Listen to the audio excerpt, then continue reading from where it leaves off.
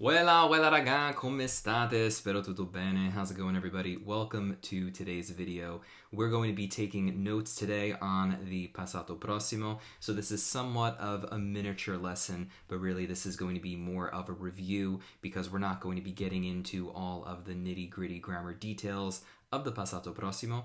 If you are interested in seeing a full and complete lesson on this verb tense, feel free to check out in the description below the links for my YouTube video on that topic, as well as my more in-depth lesson in Wela University. So without further ado, we are going to take a look at my iPad now, and we're going to take notes in real time. Hopefully, after you guys watch this video, you will feel a little bit more motivation to take notes as you guys are studying or reviewing Italian. Just as well, maybe this can give you guys some ideas as to how you can take notes as well, because this is how I've been studying Italian for years. This is the same format I use when I teach and also when I study French. So let's take a look at my notepad, my digital notebook, my iPad rather. I'm going to give this a title. We're going to call this Passato Prossimo, and I'm using the app Notability. Sweet. What's great about taking notes on a tablet like the iPad Pro, or really any of the iPads, I think now they all can, you can write on them with a stylus, is you can save these in the cloud and then take them anywhere with you and access them on your computer, on your smartphone. I find that to be pretty awesome, and also I can still handwrite my notes. Handwriting I found to be one of the best ways to commit things to memory, particularly a language when we're doing things like verb conjugations. I just find it to be super useful. So if I can combine handwriting and technology at the same time, I think that's pretty sweet. So one of the first things I like to do when I'm covering a verb tense or if I'm reviewing is I like to give a little bit of background, maybe a use or definition section. So let's call this uses. And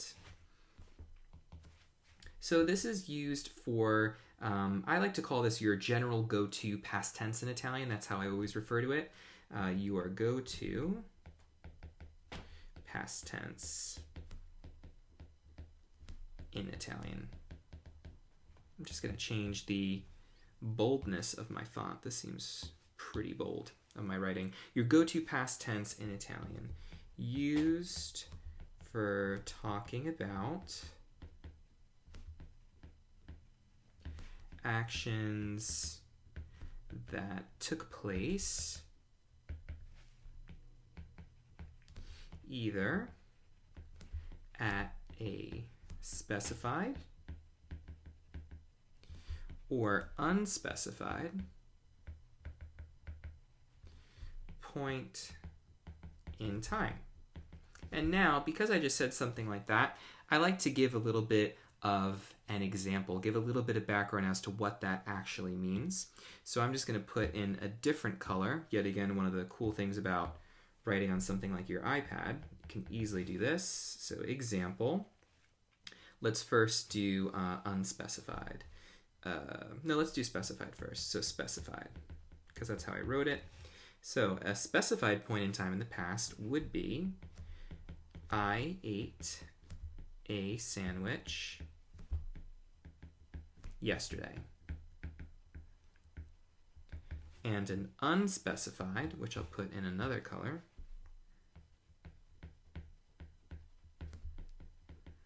would be, I have seen that film before. So just to tell you guys verbally, I could make this more of a note if I needed to. A specified point in time is when I have that word yesterday. That is like an indication of time. It's an indication as to when something took place. I'm telling you exactly at what point in time. So I ate a sandwich yesterday. Versus if I tell you I have seen that film before. Yes, I'm letting you know that it's something I did in the past. I've seen this film before, but I'm not telling you exactly when. I'm not telling you I saw this film on the 17th of November 2 years ago, for example. So I just like to make that differentiation, particularly because those are two different verb tenses in English. The first one, I ate a sandwich yesterday, is the simple past, and the unspecified example, I have seen that film before, is from the English present perfect tense. So the passato prossimo is actually used for 2 verb tenses. Actually, I'm going to make a note of that. So I'm going to say over here, as we can see. So even if I'm writing notes for myself, I'll say stuff like that, like as we can see. As we can see from the 2 examples above, the passato prossimo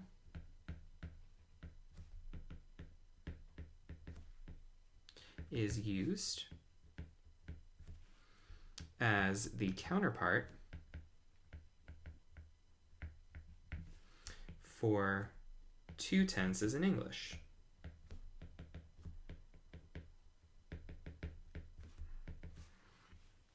The simple past and the present perfect. Now, I happen to know that the simple past is the unspecified and the present perfect is the unspecified, but feel free to do something like simple past. Just put in a little note. And you can do present perfect.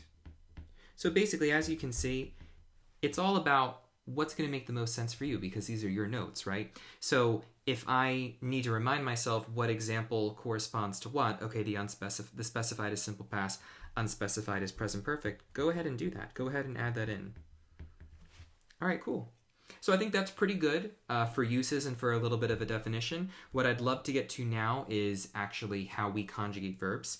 So one of the first things we do in the passato prossimo is we look at the participio passato form of verbs. So I'm going to do that as a new heading.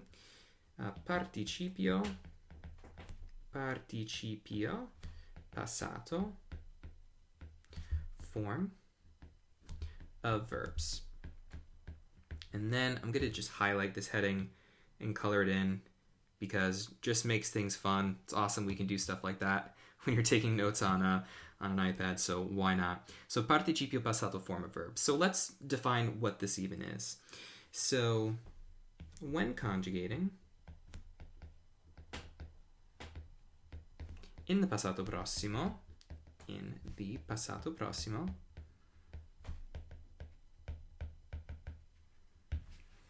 we use auxiliary verbs, which in Italian are avere and essere, followed by our main verb, or the main verb, however you like to say it, in its participio passato form. So now we're going to take a look at the participio passato form of verbs. So I'm going to put this in 2 different colors. So we have are verbs, ere verbs, ire verbs. Are verbs, let's do a little arrow. Are verbs are going to change to be ato. Ere verbs change to end in uto. And ire verbs change to end in ito. So now let's see how that actually works with verbs. You know what I'm going to do? I'm going to put it actually right here. Yeah, let's put it right here next to it. So I actually could just put it right here on the side. Mangiare will become, let's do this first, vendere and pulire. Sweet. So I'm going to now put the endings in red and write the stem in black. So mangiato.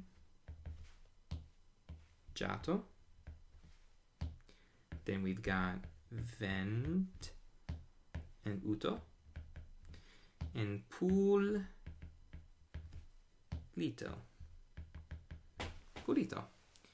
So, mangiato, venduto, pulito. So right there, we just took a look at the 3 main verb groups in Italian, the are, ere, and ire verbs, and we showed how these regular verbs will end in their participio passato form. So now we also mentioned that we need auxiliary verbs in the passato prossimo. So we are going to conjugate those and explain how they work. So, auxiliary verbs. Yet again, let's color, because why not? And we have avere and essere. So maybe I'm going to give a little description. I don't have to, but I'm feeling like I want to. I feel like this is like a Bob Ross video, right? It's like, you know what? A happy little tree lives right here. So that's what's going to happen here. A happy little explanation. So the two auxiliary, otherwise known as helping verbs. I like to call them helping verbs. Otherwise, so the two auxiliary helping verbs in Italian are avere and essere. Now, I also want to explain the difference with transitive and intransitive verbs. So, avere is for transitive verbs, essere is for intransitive verbs. Avere is used for transitive verbs. I'm just going to put in parentheses when action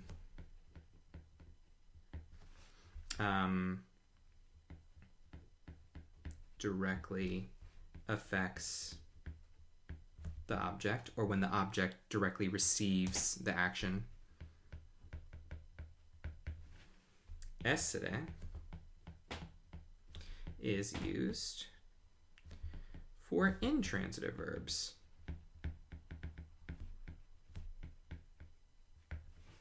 Which is the opposite.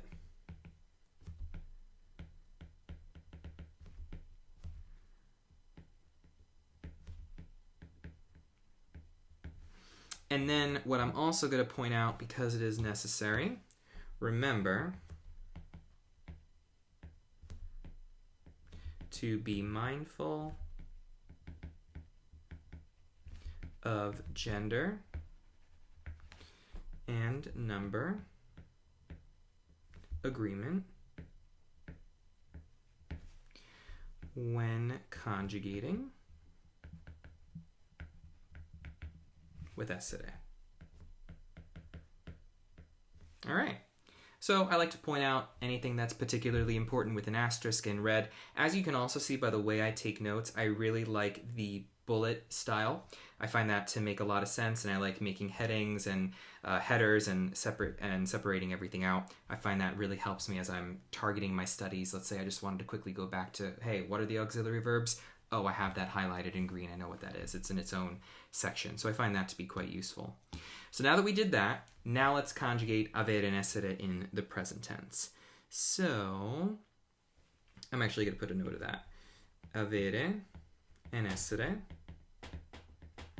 get conjugated in the present tense. All right, sweet. So now let's conjugate avere and essere. Let's do this.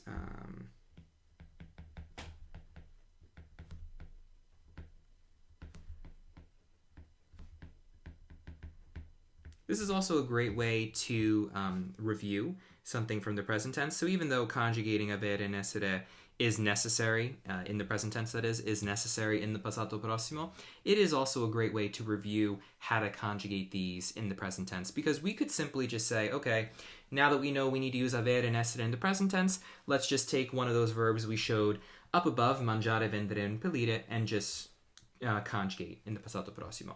That in and of itself is also a review, but I like to take actually a moment to focus on how avere and essere get conjugated. I find that to be pretty useful. So, avere, and then I like to review what it is, to have. That way, whenever I see this verb, I know avere, to have. It's assigned like that in my mind.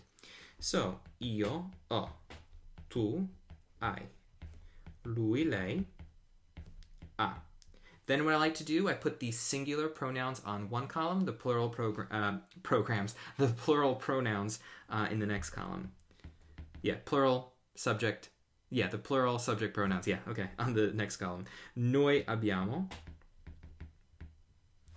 Voi avete. Loro hanno. Now, if I didn't remember that the H is silent, I'd make a little note of that as well. Anything that you know for yourself, maybe pronunciation, anything that is particularly important, you can feel free to note. Io sono. Tu sei. Lui, lei è. Noi siamo. Voi siete. Loro sono. Sweet. Now that we've done this, I want to go straight into conjugating in the Passato Prossimo.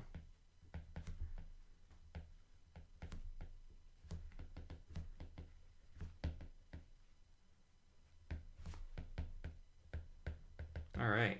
And yes, another opportunity to color, because it's your world. All right. So let's take one of the verbs that we did up above. Let's take mangiare, because mangiare, it's a transitive verb. It takes avere as its helping verb.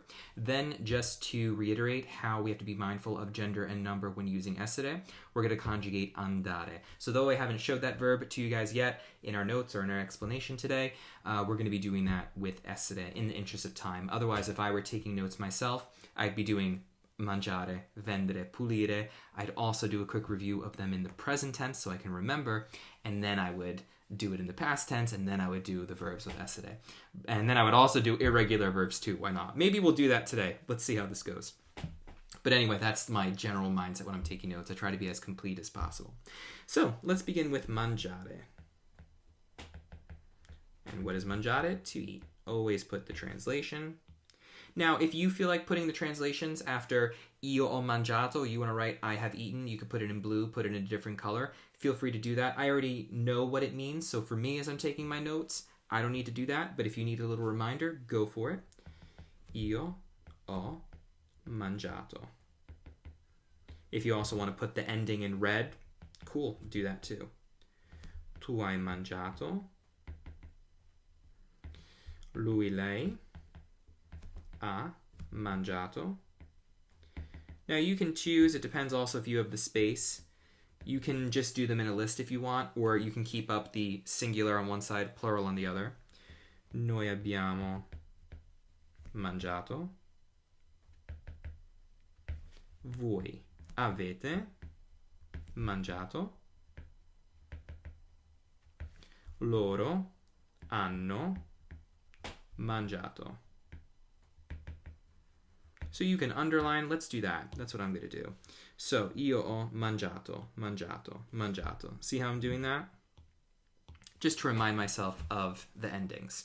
Now, if I wanted to do a quick little review of the present tense, I could just write mangiare, to eat, in the present. Just if I wanted maybe to boost my confidence, maybe I felt like, wow, this is really tough, all this new stuff. I know I'm going through this quite quickly, but if I were taking my time with this, working on this with maybe my Whale University lesson or my YouTube video or maybe another video, a textbook, a workbook, I'd be taking more time. But maybe I'm feeling like this is new. I want to kind of boost my confidence. I know mangiare in the present tense, no problem. All right, let's do it. Io mangio.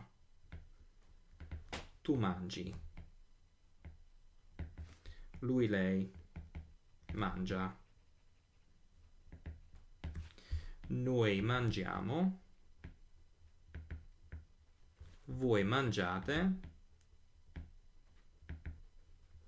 Loro mangiano. And then what I like to do is do an example in context. So if I want to reiterate or review rather the present tense, I can do one sentence but write it twice. So write it first in the present, write it then in the past. So I could do examples. So the first one would be mangio una mela perché mi piace. Now, generally, when I'm learning something for the first time, I use very short examples. You may be familiar with this with all of my YouTube videos. I would just say mangio una mela if I was learning the present tense. But this is a review.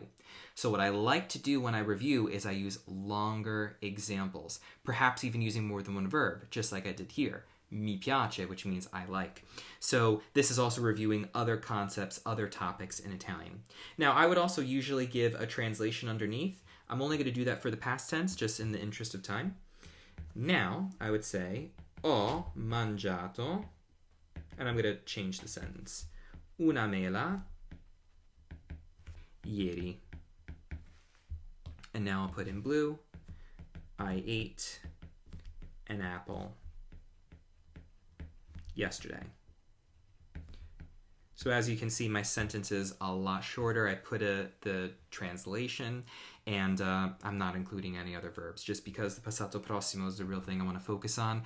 The most important thing is that I remember how to conjugate verbs. All the other stuff I could focus on later on, perhaps when I'm doing more examples in context after I've covered just the basics. I'm going to show you what that will look like once we just do a little bit more work together.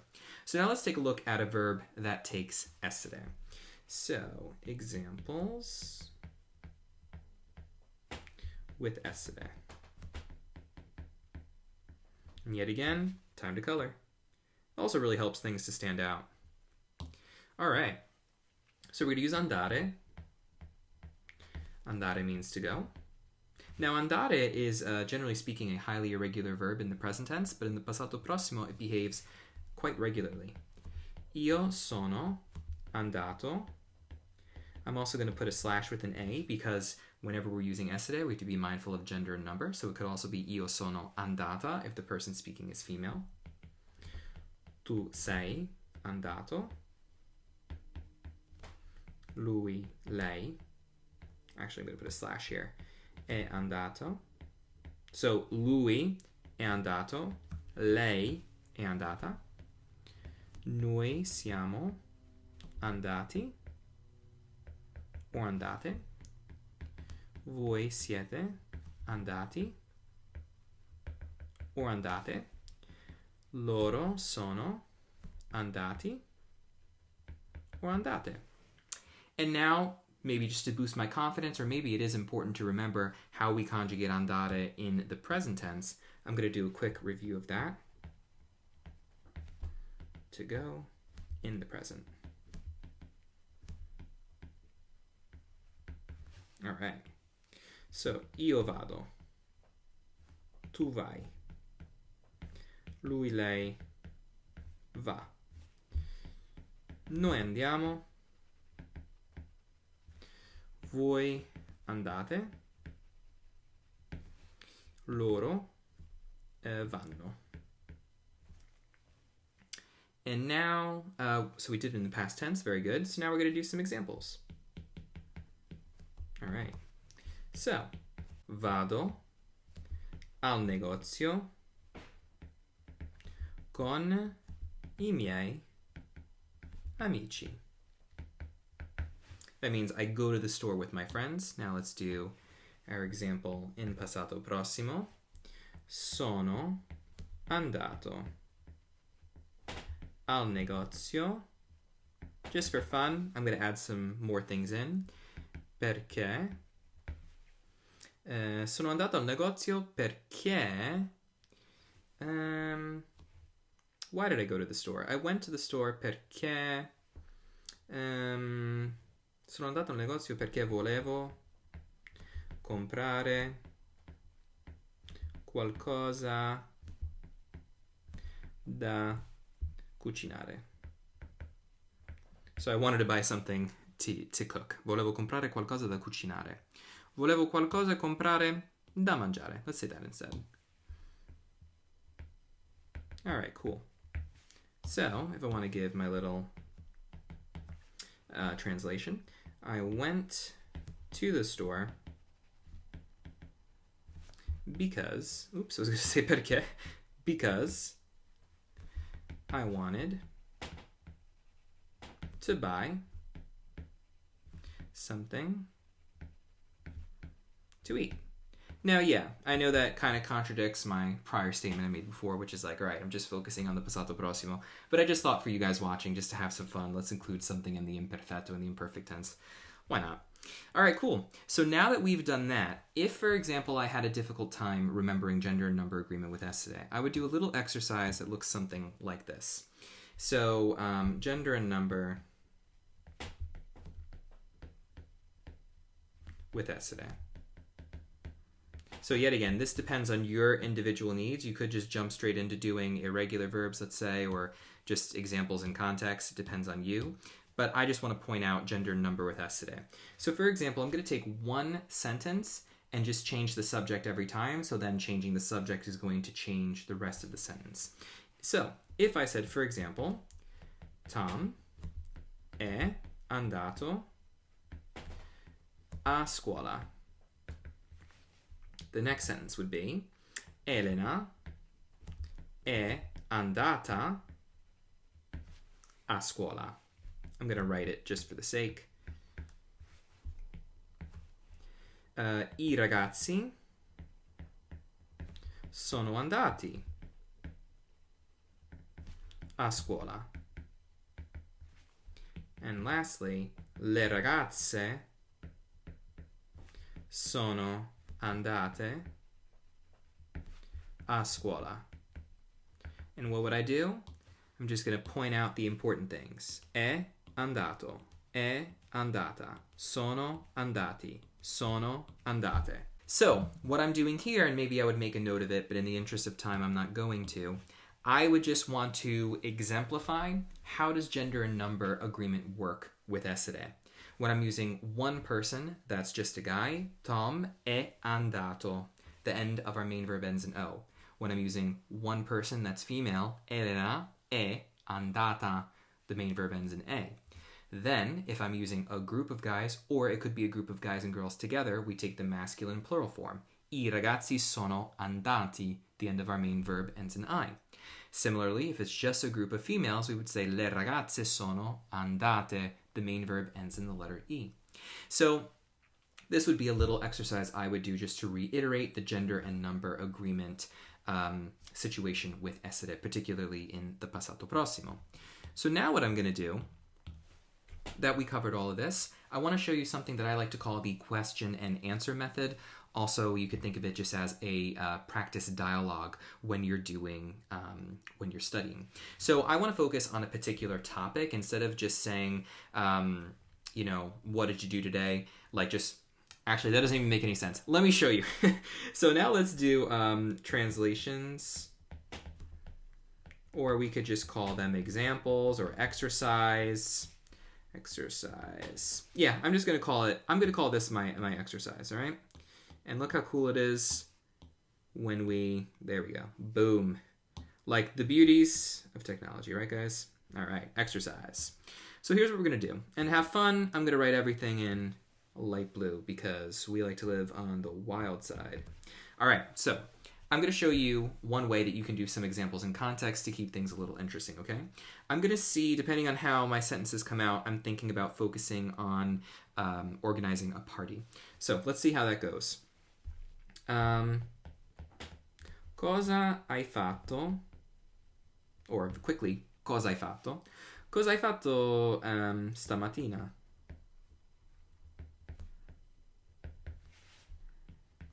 Oops. Stamattina? Oops, whoa. Stamattina. Stamattina ho chiamato i miei amici.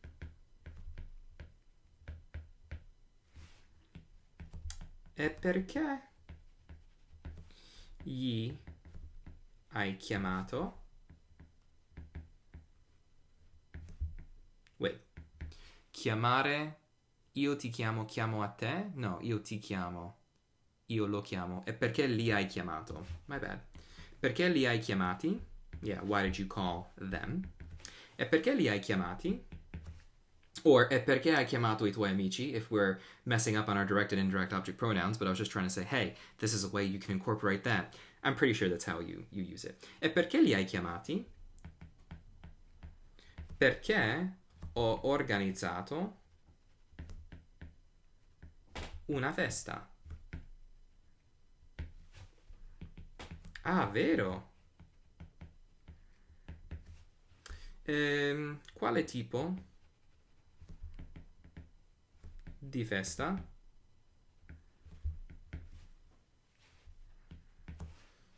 E perché è una festa...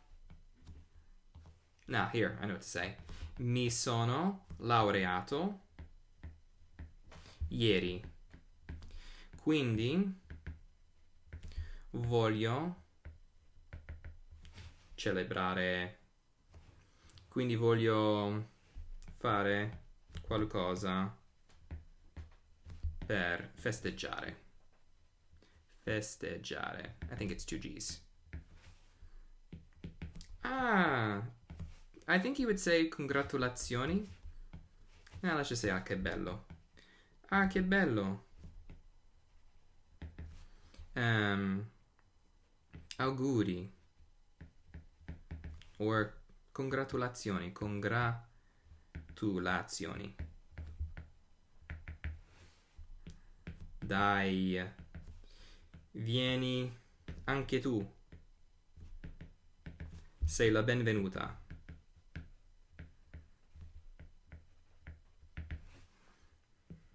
Oops, number 9. Grazie mille. Ci vediamo allora. Okay. Now, this may not make a lot of sense, and I hope everything I wrote is correct, but what I would do if I were studying on my own, just creating this mock dialogue, is I would then go over it with one of my Italian friends. If I had an Italian teacher, I'd go over it with them, or my private tutor, whoever you've got in your life that you can go to for Italian advice. Basically, one of the things I like to do is I write a mock dialogue. Particularly, it always deals with questions and answers. So we begin with saying, cosa hai fatto stamattina? Something in the past tense. Stamattina ho chiamato I miei amici. E perché li hai chiamati? Perché ho organizzato una festa. So I'm constantly doing in every single example something in the Passato Prossimo. I'm also focusing on one topic. I'm focusing on organizing a party. So oftentimes what happens with us when we're doing work with grammar is we forget to, or maybe we could just say we lack a lot of work with subject-based material because we're just focusing on learning the language, right? From a grammatical standpoint, we're focused on how do we conjugate verbs, how do we make sense of things in this verb tense. But especially when we're reviewing, or this could also be when you're learning it for the first time, it depends on your teacher and your study methods. But what we could also do is incorporate some subject-based studying too. That way we're getting like this whole nice, well-rounded approach to this. So I think this is a really, really great way to study. This is something I do all the time when I'm studying. And what I also find that this does is it keeps you, it helps you to be prepared when you are affrontato, as we say in Italian. I'll write that down for you guys too if you want to see. Affrontato. That means faced with. So it comes from the verb affrontare. When we are confronted, but when we are faced with, quando siamo affrontati, when we're faced with questa situazione, this situation. So let's say we're talking about organizing a party with someone in Italian. We're like, oh man, I've never spoken about this before. Well, no, actually you have, because that time when you were doing your notes, you thought of like a mock conversation in your head. This is also a way that I like to think of translating your everyday thoughts, right? You may want to sound like yourself. So that's why I included things like, ah, che bello, or dai, vieni, anche tu, like, you know what I mean? Maybe you're thinking to yourself, you're writing this in English, and then you want to translate it in Italian, or you're writing it first in your native language, and then you translate it. Think to yourself, well, how do I sound like myself? I would normally tell one of my friends, oh, that's so nice. And then you may want to say to them, I would definitely say to them, for example, like if you're thinking to yourself, you may say, yeah, you know, what, how would I respond? Well, I would definitely tell them, well, come on, look, you're more than welcome to come. You should come as well. And then you can start to have a discussion with your pen pal or your tutor or your teacher or your friends and figure out, how do I say these expressions? Is there a way to say this in Italian? Because this is how I talk all the time. So basically, this is what I do to study and to review. This is also the same way that I teach. So if you guys have watched any of my videos, particularly the grammar basics ones, and then also if you've participated in any of my Wayla University lessons, you'll know this is the way that I structure my notes all the time. Obviously, in the Wayla University lessons, we're a little bit more detailed and we're going really into the nitty-gritty of a lot of areas of the particular topic, but this is the general format that I do follow. So yeah, let me know down below in the comments section what you guys think about this style of taking notes. Do you guys take notes in the same way? Has this motivated you to take notes? Did you get any ideas from the way that I take notes? Just as well, feel free to share with all of us in the comments section how you take notes, if there are any things that you have found to be particularly useful. But that is pretty much it for today's video, guys. Thank you so much for tuning in and checking it out. I really enjoyed going through my note-taking style with you guys. Like I mentioned before, if you're interested in seeing my lesson on the Passato Prossimo, you can check out my video here on YouTube, as well as my lesson in Wayla University. I will have all the links down below in the description. Thanks so much, guys, for tuning in and checking out this video. Always remember to spread the love, and I'll catch you all next time. Ciao, ciao!